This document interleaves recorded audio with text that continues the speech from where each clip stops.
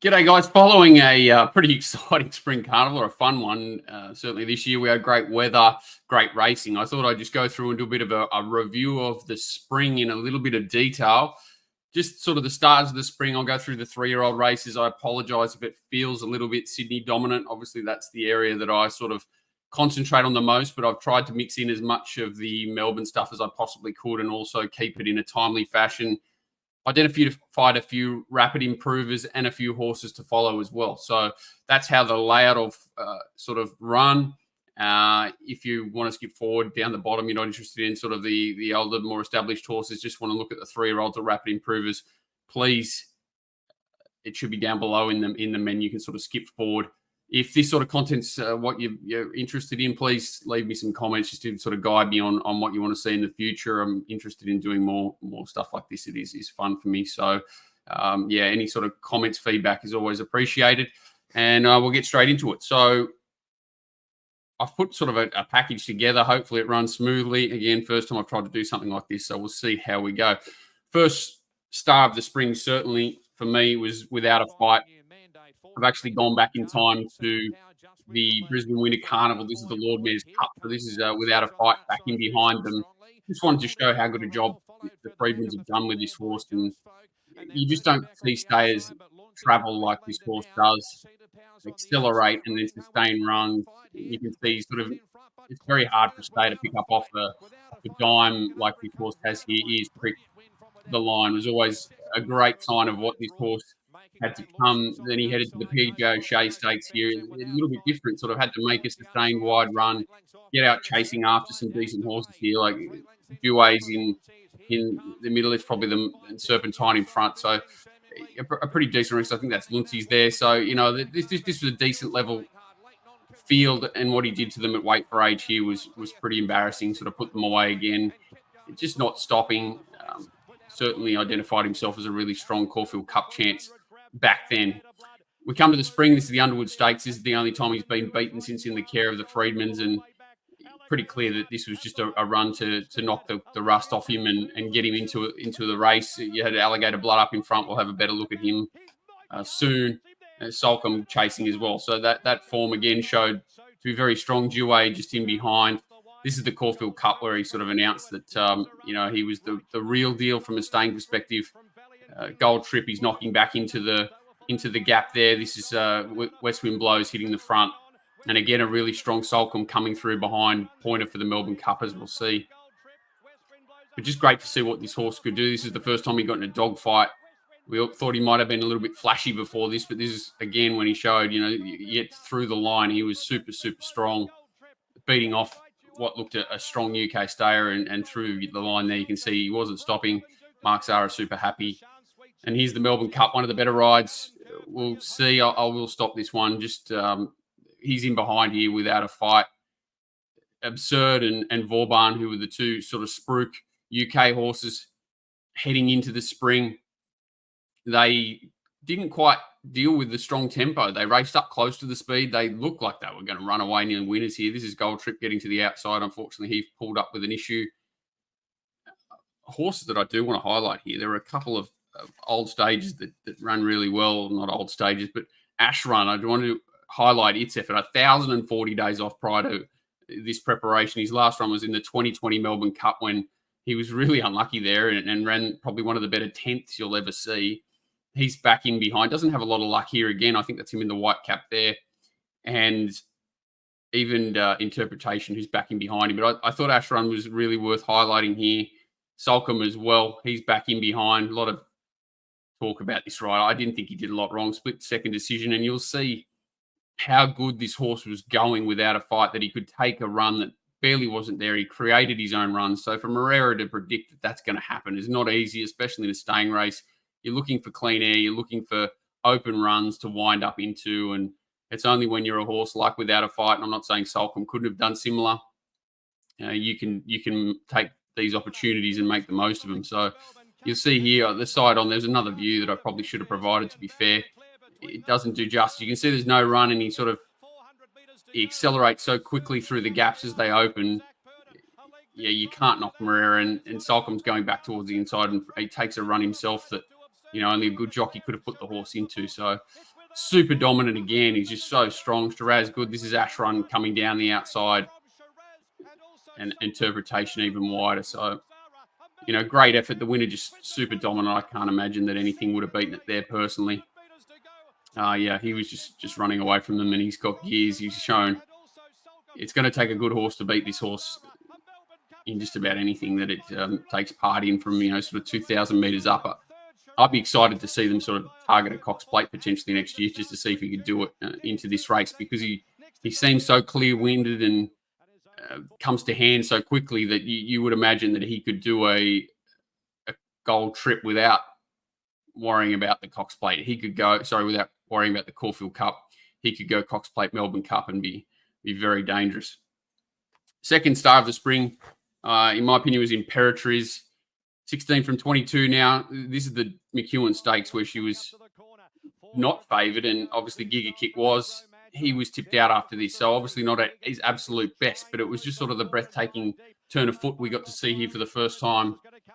This preparation, a horse that's won over a mile. We weren't expecting her to be this sharp, even though she has a great record over sprint trips, and obviously loves this circuit. The way she sort of steps onto her right foot and lets down and lets rip past Giga Kick, puts them all away. These are not ordinary horses, and she makes them look ordinary, and this was just a taste of what was to come for this horse. So that was the McEwen Stakes. She then went to the AJ Moya here, and again ridden off the speed. This was a night where it was nearly impossible to run on, so she was very short in the market, but it was a little bit scary, I would imagine, for most people who were looking to take that price, that the pattern was so against her. And again, she just gets on that leg and lets down, and here sort of there changes leg. If you see it, it's just it's only something that good horses do, and there's nothing. I can't watch this too many times. You see that she's accelerating, but once she gets onto that other leg there, bang, she just lets loose, and the further they went there, the further she would have won by. Manicato, she sprung straight to the front, which I guess was a surprise. There were scratchings and a few things went her way. A bit of a shame that it was only a 6-horse race, but she absolutely toyed with them here. Nothing more than a glorified barrier trial in a Manicato. So she went 1,000. This is up to 1,200 metres. Obviously not a vintage Manicato field, but again, she just destroys them. Ears basically pricked. I don't think he even hits her with the whip at any stage. He just urges her along and allows her to go through her gears naturally, and she obviously had more to show. Question mark heading into this race was the straight. So this is the Vic Racing Club Stakes, 1,200 metres down the straight. Lot stronger field here. We had, Espiona, In Secret, Bella Nipotina coming off some incredible runs in Sydney. They set a really fast tempo here, and this was definitely her biggest test. So a fast run, 1,200 metres down the straight for the first time, up on speed, taking luck out of the equation. She was basically a sitting shot for everyone to have their chance at her. Espiona back here, Bella Nipotina, just the inside draws. Maybe it was against it. In Secret, back towards the inside.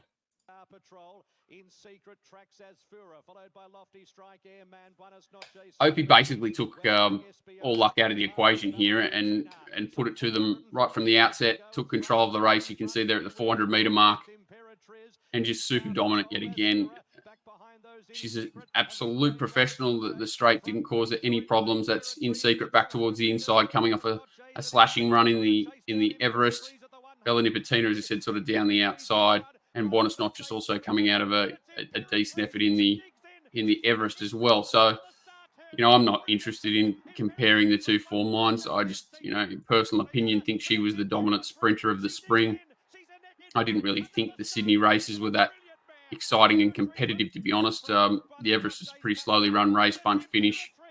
I thought visually what she did to Fields and time-wise, she did everything you could have asked her, and I thought she was the most exciting horse of the spring. Special mentions to Bella Nipotina and Espiona coming from back in the field. Espiona had an incredible preparation of her own, second in the Scirocco, won the Golden Pendant, seventh in the Everest, came out, won the Invitation, then a fourth in the VRC Classic. She probably was a horse that wasn't living up to her potential coming into this preparation, and she showed what she's capable of, especially on firm ground in high quality races. That's when she excels, and Bella Nipotina, like she's probably the one that was unlucky not to have run in the Everest. I don't know what she would have done there, but her run leading into that race, she was third in the Concorde, third in the Premier, third in the Lightning, all against ridiculously slow speeds, and then won the Winner's Stakes when she was actually put into the race for the first time. And then again here, not a lot of luck, having running fifth behind Imperatriz. She was probably the unsung hero from the sprinter's perspective. I thought she did a great job this prep with not a lot going her way. No knock on in secret as bottom notches as well, but high class sprinters. But yeah, that's the sprinters. Into two war horses now, and I'm going to cover them both together in Alligator Blood and Mr. Brightside, just because they fit in together, overlap each other. So I'll bounce between the two a little bit. They do run together a lot and then sort of separate and come back together late. So I'll just go run by run. So this is the PB Lawrence first up. Really fast tempo here. So probably not what you wanted to see from a Mr. Brightside camp perspective. A really fast tempo first up, knowing that you had this long campaign ahead. Didn't get cover here. It wasn't terrible on the day to sit wide, but still to sit wide first up. Just another Mr. Brightside dominant display. You can see he's just a gutsy tradesman, adaptable star, really. Like, what can you say? He's just guts and determination. He's got a bit of acceleration. He's just super strong. This is the Memsey Stakes, so this is the first time they clash for the spring. Mr. Brightside and Alligator Blood on the inside. Again, this one was a soft tempo, so coming out of a fast tempo race, not easy to sprint over the top of horses who have a bit more freshness in their legs. So I would say advantage Alligator Blood here, even though he was first up. He's a bit fresher. Mr. Brightside's come off a fast run race, potentially less ping in his legs, but you can see what he does. I wish I win coming off their backs. It was first up, Princess Grace on the inside. Yeah, well, he was obviously a little bit underdone, came out and ran well in the Everest. I don't think he was at his absolute best this spring either. I think we'll see him go to another level in the autumn.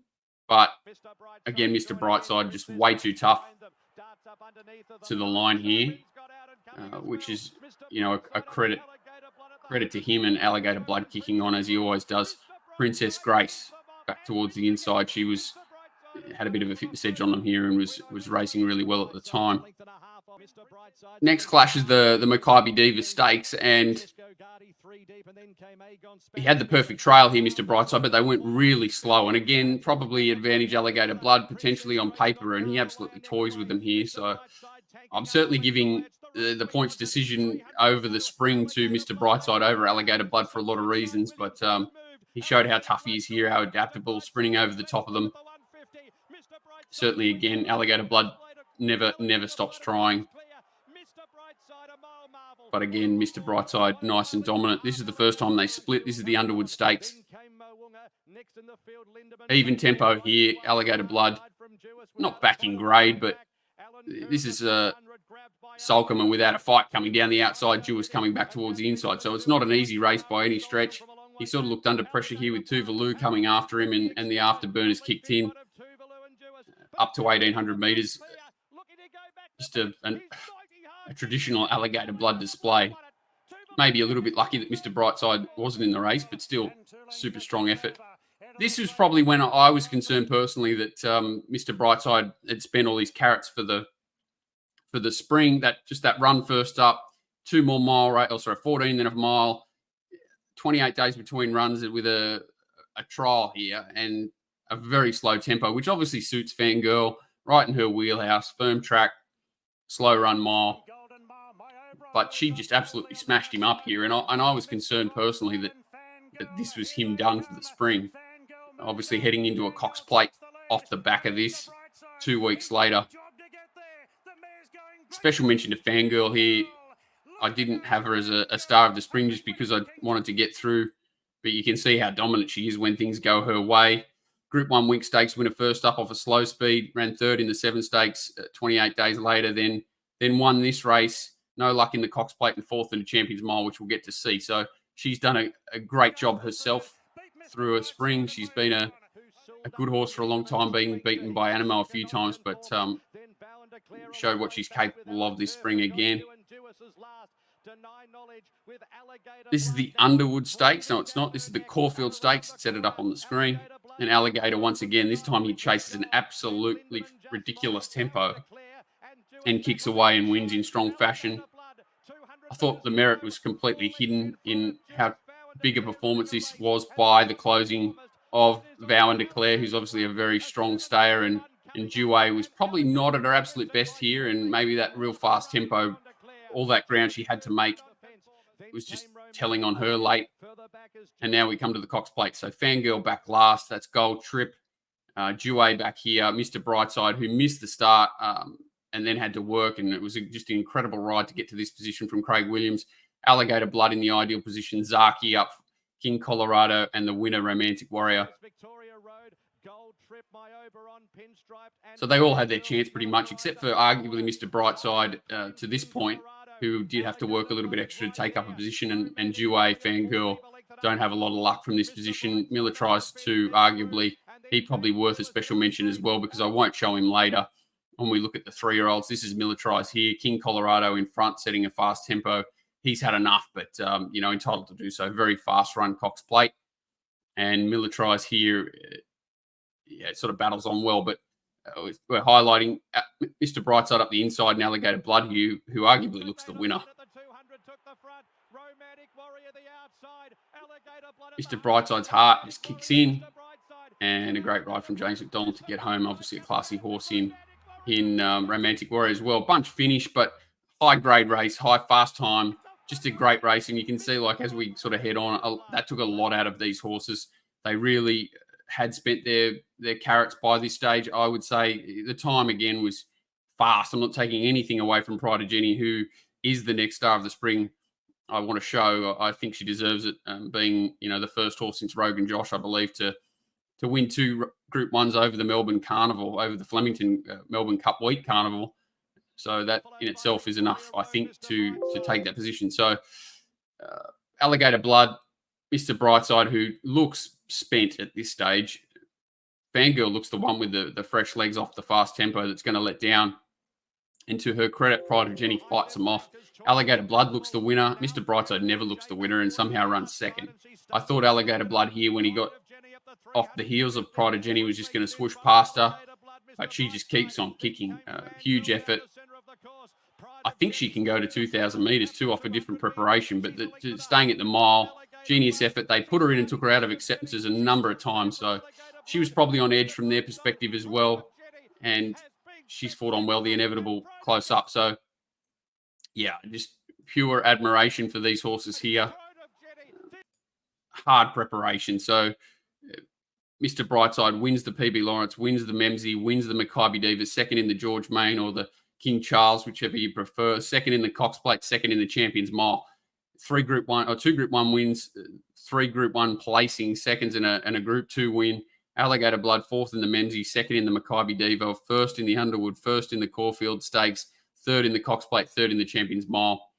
Huge, huge performances from both of these. All you can call them are war horses, but it's probably disrespectful to a certain degree because they're high-class war horses. And points decision to Mr. Brightside over Alligator Blood. Clearly, he definitely had the better of them every time they race. But that's no disgrace to Alligator Blood, who just a great horse.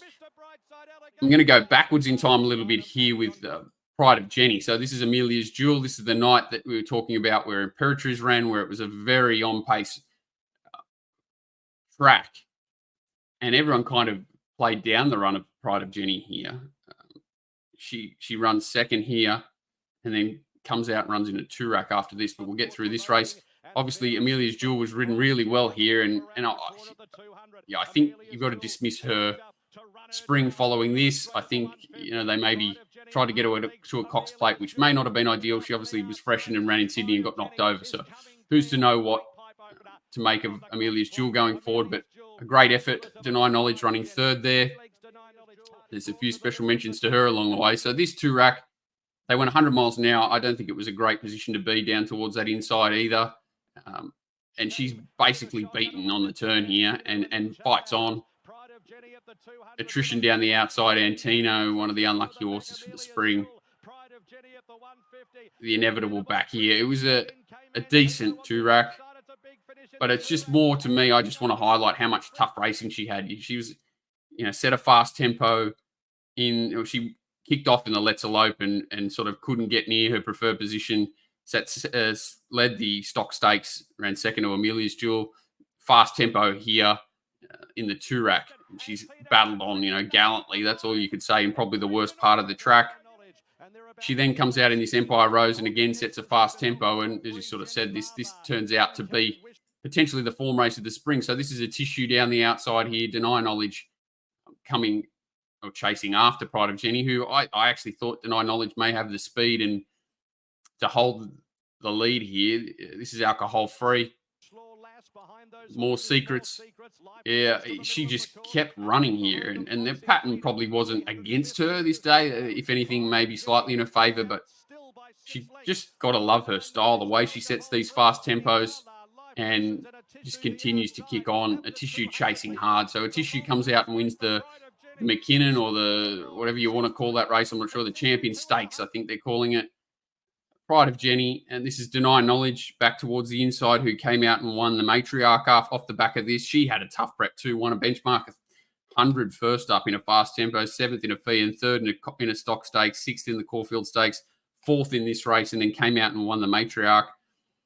A Tissue comes out and, as I said, wins the McKinnon off the back of, a 2nd in the Golden Pendant to Espiona and a 5th in the Scirocco first up. So this turned out to be the Champion Stakes form line race of the card, It turned out to be the best form line. And there your spring starts. So I'll head into the 3-year-olds now. But yeah, so I've tried to give as many special mentions to horses who sort of missed out along the way. But I thought they were the highlight. All right, from a 3-year-old's perspective, I'm going to start with Tom Kitten. I'll just head through his preparation. These are basically the middle distance 3-year-olds, and I'll cover the sprinters. Tom Kitten is back in the pack here a little bit. That's him there. I think that the arrow's already gone through, but this is the up-and-coming stakes. This is his first up run, so super tough effort. Pushes his way out here. You've got Griff's in this race. He's up outside the leader. Kintyre and Cap, who were very, strong preparations himself over this carnival. But there's Big Tom coming down the outside with his big stride. I don't think I've seen a horse that just continues to grind and try as hard. He doesn't have an electric turn of foot, but he just keeps surging, and that's what I love about him. This is the Ming Dynasty. Again, you've got Raff Attack up front here. Again, you've got Kintyre, NCAP. CO Wolf's an interesting horse. I'll probably highlight this horse. I could have put him in the up-and-comers, which I've left him out, but he only had a few starts. He's a horse to think about come springtime. CO Wolf. This is Kintyre, NCAP, Raff Attack, Tom Kitten winding up down the outside. So here we go. Cap Farrar back towards the inside as well there. I've missed out. But yeah, he's beaten here. But you can see, again, he's just surging, and he didn't have a lot of luck. Back and wide was certainly not the place to be on the day. Dulcify Stakes, and again, he's sort of speared wide here on the turn. This is a mile at Ramwick. Pushy's a horse we'll talk about later on. That's Gambare, and again, Raff Attack fighting on up the inside. He just, again, didn't have the run he wanted. He was wide throughout. He just continues to surge, and that's just, again, it was a solid tempo, solid run race here. And whilst he was unlucky, sort of heading into the Gloaming Stakes, which is here, he nearly looked unbeatable. He drew us off the gate and unfortunately got shuffled back again here. You'll see on the turn, he gets speared. This is him out wide. He gets speared here and sort of loses all momentum. He's a horse that needs momentum. He gets another little check there. He's got no possible chance to wind up and do his thing here. It is a solidly run race, and full credit to Raff Attack, who's deep into his prep and gets huge honourable mentions for his preparation. But look at Big Tom coming down the outside with Cap Farrar here. He just doesn't know how to lie down, and how he got beat here is one of the tragedies of the spring. Raff Attack, as I said, was deep into his prep. Spring champion, he finally atones. Great ride from Adam Hieronymus, who picked up the opportunity, got him to the outside. See that difference in momentum. He's already in a position where he can build his revs naturally, and you can see what he does to them when he's allowed to do that. Again, Raff attack up front with Gambare, Cat Farrell bashing in down the outside. Full credit to Tom Kitten. He's a horse that looks super exciting heading to the Autumn Carnival, and excited to see what he can do to head into races like the Rosehill Guineas and Randwick Guineas on the way, and possibly a VRC, an AJC Derby. He obviously didn't go on to the Derby for whatever reason, whereas this horse certainly did. This is Riff Rocket. I missed his first 2 runs, so he'd already run in a Class 1 at 1,500 at Kembla. He won that. He ran second to a stablemate, Snowman, off a really slow tempo. Second up, 1,800 at Rose Hill. This is his third up run when he heads down to Melbourne for the listed superimposed plate, 1,800 metres. That's him bursting through back towards the inside. So great acceleration here. This is just a softly run race as well. So he's been in 3 softly run races to this point. It's weird. The sprints up in Sydney were slowly run, but the middle distance races were run at decent tempos, whereas Melbourne, all softly run races. So this is the Norman Robinson where he's narrowly beaten by Sunsets, but this was just a ridiculously slowly run race. And as it turns out, probably a really nice lead up. So he had freshness in his legs compared to most when it came to the Derby. It's Gates chasing after him, I believe. But he just fails to run down Sunset and came into the Derby a very warm favourite with Tom Kitten not in the race. So Pushy is the horse that's worth certainly mentioning here. Vidad in the pink and white put together a really good first preparation. I thought this horse back in here, Air Assault's going to be dangerous when he goes back to Adelaide. I don't know what he'll do next preparation, but I thought this was pretty good. He had a bit of a strange lead up to this, and certainly, didn't see the best of him in this race. And obviously Sunsets as well, just inside of Riff Rocket.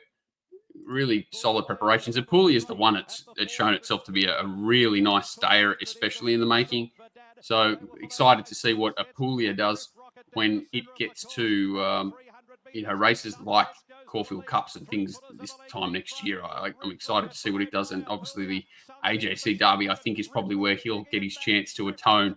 I'm not sure if he'd be sharp enough to beat horses like Tom Kitten until it gets to this sort of distance range. We can see him surging late at Riff Rocket, who's, I think probably going to cap out at 2,000 metres in the autumn, potentially. No knock at all on the horse in general, but I think he's definitely spent here, whereas Pushy looks the more natural stayer. They've put big gaps in the ones behind them, so there's just definitely no knock on this form whatsoever. He was the best horse on the day, Riff Rocket, but I think Pushy will show out to be the better stayer in time, potentially.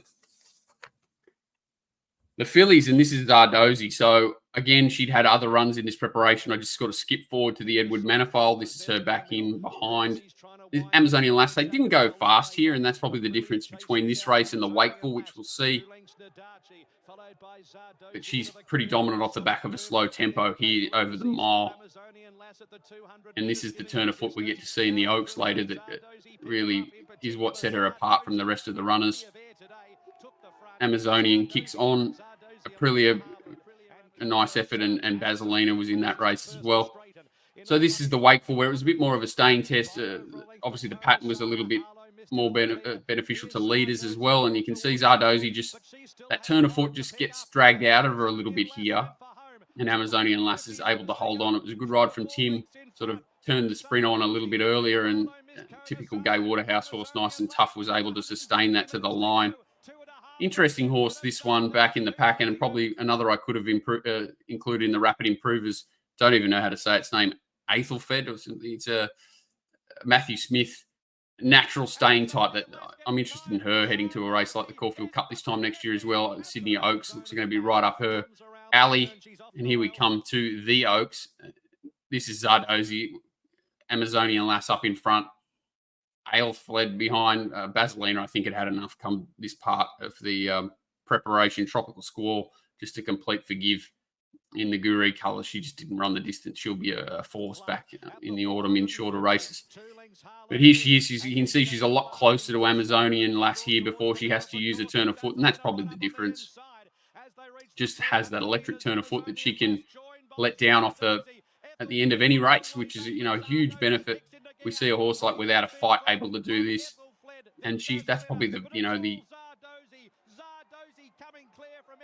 most appropriate comparison I can probably give to a horse. If she can strengthen up and sustain that sprint for a little bit longer the way that Without a Fight can, she's a very interesting horse come the spring. I'm not saying this was a vintage Oaks, but I just love the way she can sprint off the back of any sort of distance range. Ale fled huge into second, I think fourth, fifth run in its life. Amazonian Last Tough again. Just a great Oaks. I thought it was a really good addition. I'm not saying it was the strongest ever, but I thought it was a really nice race with horses that you can see going on to races like the Caulfield Cup Oaks in Sydney in time. So that's what you want to see, I think. That's the measure of a good Derby or Oaks, and I think probably the Derby maybe not as strong. Maybe Apulia can head to the staying races, and Riff Rocket maybe the 2,000 metre races. If he can continue to improve, he may be dangerous in a race, sort of Cox Plate this time next year. Into the sprinters, and I'm going to cover Cylinder first. Originally, I was going to do Ozzmosis, but I think Cylinder sort of leads in better, and then we can finish off with the Coolmore Stakes at the end of Ozzmosis.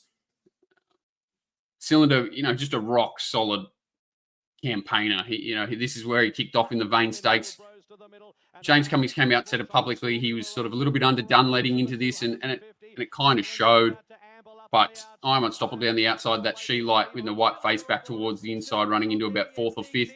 I'm Unstoppable, certainly an up-and-comer, and could have put it into any list we sort of talked about. But that was a nice clean-out run. This is the run to the Rose. In this race, we've got Imperatriz back and wide here first up without his blinkers. We've got Moravia, who's a horse that I wanted to talk about as an improver, and I do later on, leading this race. We've got Nadal, who's back there. He's a potential rapid improver next preparation as well. They're the main horse I wanted to highlight here, but this is Cylinder sort of boxed in, pushing out. Slowly run race, so not easy to be held up for momentum here and get out and have to do your thing. And obviously militarize the tempo against him and the pattern of the day as well. It wasn't ideal to come from back and wide, so his effort was really good out wide. We saw what he can do later on, but Cylinder, great there. This is the Golden Rose. So this time around, this is Militarize coming here. He sat wide the whole way, Cylinder, to this point. Moravia backing behind, a little bit unlucky.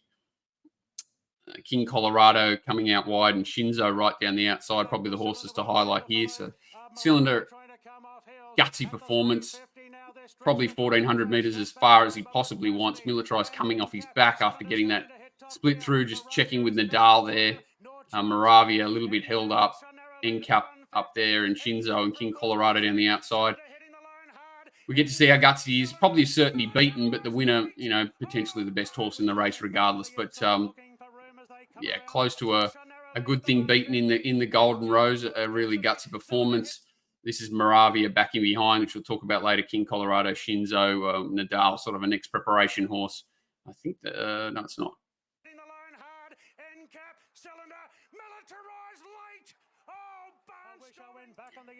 Heading into the Everest, and he drops to the 51 kilos here. They put blinkers on him. He drew inside. Zach used that gate, and he's behind the leader here. Certainly has his chance. Bonus Notches, a 3-year-old back here, is worth talking about, but this is obviously a deep race. In Secret, I Wish I Win. Private Eye, Think About It. Overpass up in front. I would have loved to see Bella Nipotina and what she would have done in this race with a soft run. There's Espiona trying to get around the heels of Alcohol Free. Her effort was good. Hawaii 5-0, Mazda getting checked. But certainly had his chance here. Cylinder, and maybe Shinzo had a few more excuses and was a bit unlucky. But, this time next year, who's to say that he won't strengthen up and be hard to beat in a race like this? Here's my good result, but also nightmare of the carnival to a certain degree. This is Ozzmosis. So Royal Tribute in front, Ozzmosis down the outside. Namesake. This is just the Heritage Stakes. So this was the kickoff race. Off the back of this, I thought he was extraordinarily hard to beat in a race like the Coolmore. Usually a race where you like to see horses target that race, and that race in particular. Off the back of this, it certainly firmed up. I think he was into sort of $5-6 after this run. in the Coolmore, and fairly rightly so. Sits outside a softish tempo. I do want to highlight one other horse here. The other horse that I do want to highlight, I haven't shown any other replays because he didn't get a chance to really get to his peak. I don't believe this preparation was Celestial Legend.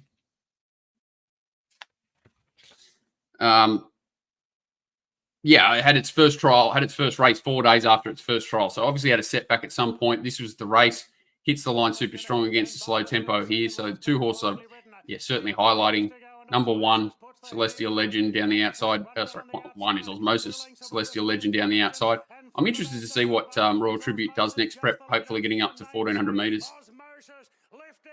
You can see Celestial Legend just wants to find the line. We'll get another look at him in the next race. This is the Roman Consul. Again, he's sort of got very, very slow tempo. And this is where the jury went out on this horse to a certain degree. King's Gambit back towards the inside. Celestial Legend again out the back. Royal Tribute up in front.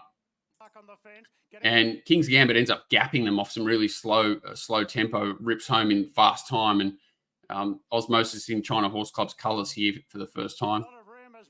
Celestial Legend down the outside. Again, the slow tempo was right against him, but you see he sort of just keeps winding up and trying his absolute heart out.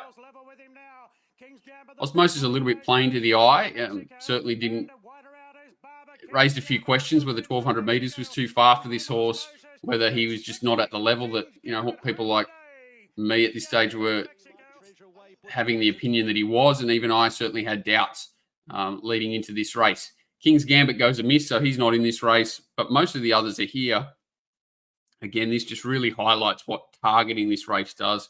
And full credit to Björn Baker. He had this horse cherry ripe, said that the horse had improved 4 or 5 lengths off that run, the Roman Consul, which is a huge statement to make, but he was certainly spot on. The horse that was $4 or $5 prior to that Roman Consul, where he was beaten up by King's Gambit, comes out in this race at 20-1 and is completely dominant. So whether that's a mixture of other horses coming to the end of their prep, having tough preps. This is Shinzo back towards the inside. Ozzmosis is back in the Derby syndication colours. Cylinder does pull up with a thump. So again, that sort of takes away Nadal, Moravia in this race. I think they sort of was a bridge too far for them off the preparations they'd had. I believe that's V8. I Am Unstoppable back towards the inside here. I think this is Moravia. I Am Unstoppable, another one of the highlight horses of the spring that can go on in the autumn. But up on speed, completely dominant. Ozzmosis, you really can't make any excuses. Even Tis Invincible, I didn't cover the fillies progression in Sydney, but she's a horse to watch in the autumn as well. Just had a tough prep for this race. Yeah, dominant horse that I think can go on to being, a super classy sprinter in the autumn is Ozzmosis, and he's gets it again. Just great effort by Björn. Stratton Angel's another horse that comes through that race that can come on in the spring, in the autumn, off the back of a good spring. That's the 3-year-old sprinters. Griff, I guess, is in that sort of sprinter to middle distance range. A friend of mine who's a very good judge at the yard found this horse in a maiden at Rose Hill one day where he was beaten down the track. He came out and won a maiden at Warwick Farm. His next start at $12. This is his preparation this time in, where I'm picking it up at the Exford Plate. We saw him in Sydney, I think, in the Run to the Rose. Checked and blocked in behind here. This is probably the first glimpse of what we could see, what he could do when he got up to a 1,400 metre distance range with a sit. This didn't look the strongest race on paper, and he obviously comes on off this, but it's not easy for horses to lose momentum at a pivotal part in the race. It's a fast run race, so he'd been used up to some degree and had the courage and intestinal fortitude to pick himself up off the canvas and win this race. He was ridden more forward in the Stud Stakes here, a slow tempo with a pattern to suit, and blew heavily in the betting, but a pretty solid win nonetheless. Hard to open up big margins when you've got a slow run race around this track on a fast leaders circuit. So I thought his effort was pretty good, but obviously not what everyone was looking for. That's for Dad chasing him and Autumn Angel, who came out and won the lead up to the Oaks. This is the Caulfield Guineas, where he went around a big price. I think he was around 20-1 here, maybe even better. And you got horses like Militarized down the outside. King Colorado Vidad. I think that's, I should know the name of this horse. Stapati. Stapati's up closer, sorry. That's She Light, I believe. High quality Caulfield Guineas really on paper, and this guy's just a forgotten horse. And he does all up in front, sets a pretty even tempo. He flattens them late, but had him beaten at the time. V8 chases him really hard. We saw him drop back to the Coolmore and run okay. Militarized down the outside, I think, is the main pointer here to show what sort of depth there was to that race. And I think Griff can go right on. I think, everyone sees him as a level below the top class horses, but when you're doing what he's done in this preparation, and he's got upside, he's a beautiful type. He can mature even more. I've got no knock on Griff, and heading to, again, races like the Randwick Guineas. He's gonna be a force, you would imagine. Really looking forward to the 3-year-olds coming through, as you can probably tell. On to Rapid Improvers, and this horse runs on Saturday in the 1,000 Guineas. This is Skybird. So right down the outside here, this is her debut. Really slow tempo. So all we basically got to learn here is that she's got a sharp turn of foot. You can see it. Takes it. This is her here. Takes her, 100 meters or so to hit a top, but then she just bursts away again. You're not going to open up big margins here without strong merit, and the margins are opening off the back of a slow tempo. Back to the inside here. So this is another slowly run 1,300 meter race. Sorry, this one was run at a little bit more even tempo. The first one was slowly run. But again, set a task, really ridden like she was the best horse and she could overcome anything, and she proved that to be correct. Like, seriously dominant late. She then heads to the Moody Valley Classic and a arguably like a great ride, not arguably. Gets the breaks, but this was run at a farcical tempo on a track that was favouring on pace and towards the rail. So he had to sort of ride for a little bit of luck. The winner's got, full momentum, head of steam, and this horse, you can see all it wants to do is charge, and the acceleration she's got. This was at a mile for the first time. So she went 12:13 a mile, went maiden benchmark 64 and straight to a Group 2. Yeah, and I think it's just worth looking at that last 100 meters again. I think she's going to be awfully hard to beat in the 1,000 Guineas. Even if she's beaten, I can't wait to see what she turns into in the autumn. She's a seriously talented horse, Skybird. This is Pushy. So this is Pushy on debut, Kembla maiden, pretty even tempo, 1,200 meters.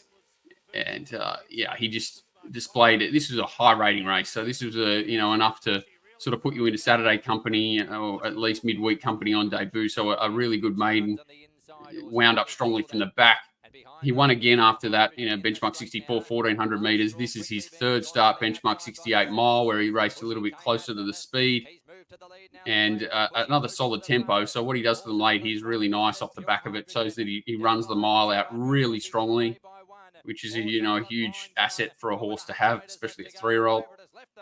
And, I love his action, nice long, loose action. Really puts a nice margin on them and went straight to the Dulcify. We've already seen it, but I just thought I'd show again. So this is Tom Kitten, Gambaro, Raff Attack, Port Lockroy behind, come out and won in town as well after this. But he's up there fighting it out with them in a Dulcify. He's fourth start in a race. He's a horse that I think no doubt will show up in, again, races like the Rose Hill Randwick Guineas. I think he'll probably run 2,000 meters next preparation, but he'll definitely, we've seen he runs a mile, so he's going to be a force in a race like the Randwick Guineas. This is Moravia. This is a 900-meter maiden. The horse played up really badly behind the gates here and sort of blew in betting, a really hot-headed looking thing. You sort of had a lot of reservations about what she was going to be capable of. So she was a horse that didn't know a lot about what she was doing early in a prep. This is a 900-meter maiden. Puts him away really well, changes leg and accelerates nicely. She's just showed that she's going to be very talented. I've shown her this is 900 straight to 1,100 meters here. So this is the San Domenico. Goes down narrowly here, but this is her in behind. They've locked horns at the 300 meters. Libertad is chiming in, introducing needs room. Then came Moravia. The Libertad had the perfect run, wasn't able to quite run it down, but got the better of the rest of them. And this is 900 to 1,100 meters, a maiden to a group. Not sure what sort of race it is these days, but a group race, the San Domenico. So a huge effort. She then went on to run second into the Run to the Rose, 6th in the Golden Rose, held up. And then I think, as I said, a bridge too far, 23rd of November to the 23rd of September to the 4th of November in the Coolmore down the straight. So that was all in one preparation, and she's a horse that's completely untapped. Moravia is a horse that's completely untapped heading forward. I think it's a he too. I'm sorry for saying it's a she. We're into the filly here in Makarena. So this is Makarena back towards the inside. This is her debut. Nadal comes down the outside. It was a day where you wanted to come down the outside, and Nadal obviously showed what he was capable of as he went further into his preparation. And this is Makarena's debut back towards the inside. So a slow tempo here, so even harder to pick up off that slow tempo. And as you said, sort of Nadal gets a chance to wind up. She's sort of pushing back towards the inside again. Debut run. Nadal had a preparation prior, even though he hadn't shown us the same level of ability as he showed this prep. He still had that grounding, whereas she didn't. You can see a big raw thing, and I love just watch her through the line. So Nadal obviously eased up, but look what she's doing. She's just running away from him. Super strong horse. This is the only race I show when we show the start of the race, just because I have to. Not cleanly away, and you can see the task. So this is Kaizad up in front that she eventually beats. Kaizad goes on to win the Carbine Club. So this is a maiden 1250 at Canterbury. You can see wide her there. So they eventually move forward. On paces. Certainly not a bad spot to be at Canterbury, but fence and leading Kaizad every opportunity, whereas this horse has done everything wrong to this point, never stopped working in the race. We get to the straight, outside the leader here. And again, Gay Waterhouse, hard fit Kaizad up on the bunny, and this horse sits outside it and has the tenacity to put it away. Ostraker's no Camel, running into third there either. So this showed that she had a great constitution and will to win, and she went straight to the Tap Crabo 1400. So 1100, 1250 to 1400 on a solid tempo here. Set outside another Gay Waterhouse horse, heavily back this day, and put them away. That's NCAP back, one from the outside, running on. It was favourite in this race. NCAP ties in with all that Golden Rose form, Run to the Rose form. So she had a third start off the back of an unlucky first start, a tone second up, sat outside the leader third up here, and just a super strong effort. See, she's just so strong. She's a horse I'm, extremely excited to see where she pops up in the autumn. She's one right out of the box, Makarena. Horses to follow. So horses that have got a bit more form prior to this preparation, but just piqued my interest. Magic Time's the first one. So this was sitting wide behind Asfura first up in the Heath. What I love about this horse, and I think she could be running in the Rupert Clark on Saturday, so potentially we haven't seen the end of her for the spring. But I just love horses that sit wide, not at their peak distance, and just continue to find the line, and that's what this horse does here. Just never shirks the task. It's a huge asset to have that not a lot of horses do. And I don't believe that was run to suit either. I think it was a slowly run race, so it was a soft tempo. This is her. Nash was smart enough to sort of lead. I think it's Parasol that sit outside and just laid over the top of her 4 or 5 times during the run here. And we can see how dominant late she is in the Nivison here. So this is 1,200 metres at Rose Hill on a good track. But again, just the gear she's got, I love to see it. This is the invitation, so it's worth pointing out a few horses here. Ruthless Dame, who comes out and runs well. Espiona. Who else is in this race? Alcohol Free up outside the leader. So this horse sat 3 and 4 wide the whole way on a pretty solid tempo. And then cops a bump here from Royal Merchant, which is the horse in the blue cap with the white behind it. So this is Magic Time. I think she nearly would have won the race and fought them off if she didn't get this bump. You can see Royal Merchant looking to take the gap here, just bumps the horses there. See the high quarters go out behind, and she just loses all the momentum while Espiona's on the outside building, and she tries to pick herself up off the canvas and nearly does so. Ruthless Dame in the middle, Alcohol Free. Yeah, I just think she's just a horse that I love her style. She doesn't give up. She's got enough speed once she gets out to 1,400 metres to be super dangerous in anything. If she gets to sit just behind them in the Rupert Clark, I think she'll run a huge race. If we don't see it in the autumn, I think there's definitely a Group 1 in her future. I've got absolutely no doubt that she's up to that level. This is just a bit of a left field horse in Land Legend. So it came over, I think it was John Ferguson trained it. It's now been left to be trained by Chris Waller, but this horse was like 70 days between runs. It came out here with a benchmark 74. So that's a horse that's eligible for midweek races on what, the handicapper believed it had shown over in the UK. In this race, they go 100 miles an hour. The rider takes off whilst they're going fast, seemingly to put more pressure into the race because the horse is traveling too well. Whatever reason, he certainly set a big task, considering the break between runs travel from the UK. He beats Cleveland, who comes out and wins the Moonee Valley Cup. He beats Carlapore, who ends up in the Melbourne Cup winning that last, I don't know what they want to call it now, the Saab it used to be called. True Marvel is in this race, who comes out and runs extremely well in the Melbourne Cup. It's certainly not a weak form race, and on paper, he should have been giving these horses, getting 15 kilos off them. And, he didn't meet them. He met them okay at the weights, but not anywhere near what he should have. He was horrendously, and I think they gave him like 25 benchmark points off the back of this. So this is Land Legend taking off around the outside. That was Cleveland trying to hold his back. True Marvel's out the back. Carlapore's getting a nice run back towards the inside there, trying to get off the inside now. As we get to the turn, we'll see that he's sustained that run. Cleveland's chasing out after him. Carlapore's got the nice run through. He hits the fence there and still has the ability to collect himself, collect his stride, and then change gears late and run away from them again. It's one of the more incredible staying performances I've seen, all things considered. Benchmark everything, and it's pretty hard not to be excited about what this horse could do heading towards an autumn carnival. As you sort of said, Cleveland came out and proved this form strong. Carlapore did as well.